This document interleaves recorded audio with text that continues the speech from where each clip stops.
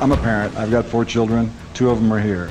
I want them to grow up in a country where they can think what they want to think, be what they want to be, and not what somebody's wife or somebody in government makes them be. I don't want to have that. What can contemporary America learn from the late rock legend Frank Zappa, who famously testified before Congress against record album warning labels in the 1980s? The Parents Music Resource Center wants a labeling system. Frank became the go-to person because nobody else in the record industry showed up. And my name is Bobby Brown. We live in a country where we're supposed to be free. We supposedly have democracy. Here, what do? Sit around and go, He was on a mission, and he was going to accomplish that mission no matter what. As a new documentary about Zappa makes clear, he leaves an ultra-individualist legacy that exemplified freedom of expression, musical innovation, and lifestyle liberation. We were loud, we were coarse, and we were strange. He had so much talent, it defied everything. By the time he died of prostate cancer in 1993 at the age of 52, Zappa had spent time in jail for making an obscene recording at the behest of undercover cops, released 60 albums in every genre imaginable, and offended the sensibilities of virtually every American. Watch out where the Huskies go, don't you eat that yellow snow. I think he matters now because he was very far ahead of his time in terms of dealing with where government was going, rise of far-right nationalism. He was very anti-authoritarian, very anti-fascist, and very pro-citizens' rights. But he also saw the tech revolution coming. So in all of these extremely interesting ways, Zappa was ahead of the curve.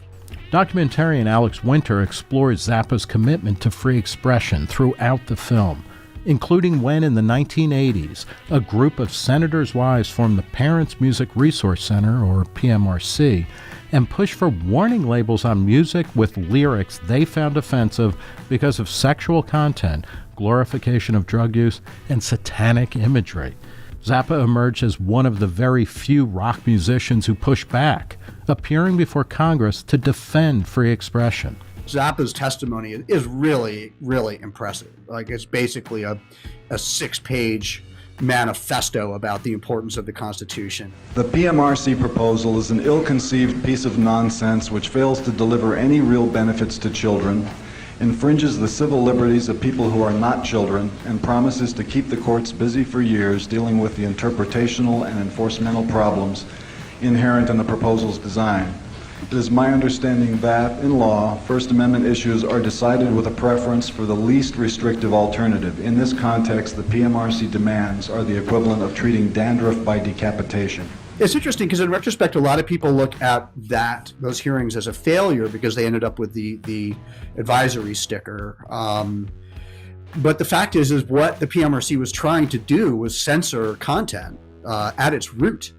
So to end up with an advisory sticker, which became basically a badge of honor for any artist who wanted to appear legit, it was a huge victory and an enormous setback for this sort of autocratic notion of policing culture in such a ludicrous way. And we find ourselves, in a similar time. I'm sure Zappa would have been very vocal of what's going on now. But it did, I think, put him on the map in terms of a certain generation who may not have come to him in the 70s or even, in the early 80s, who suddenly realized he was out there battling for them. He was very eloquent, very accessible, very smart, and hilarious. And he made great music. So I think it woke a lot of people up to him, actually.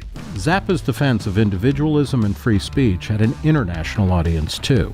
In 1990, Václav Havel, the dissident playwright who became the first president of post-communist Czechoslovakia, invited Zappa to Prague, where he received a hero's welcome for inspiring resistance to authoritarianism. There were thousands of people at the airport. They all knew who he was. He really was a symbol of freedom for them. And he was very much a symbol of the Western menace for the police state, during the communist era, which helped him a lot at this time. So, but I think that it was genuine. I don't think that, like a lot of rock and roll artists at that time, they would just spout sort of these kind of bullshit cliches about peace or about freedom.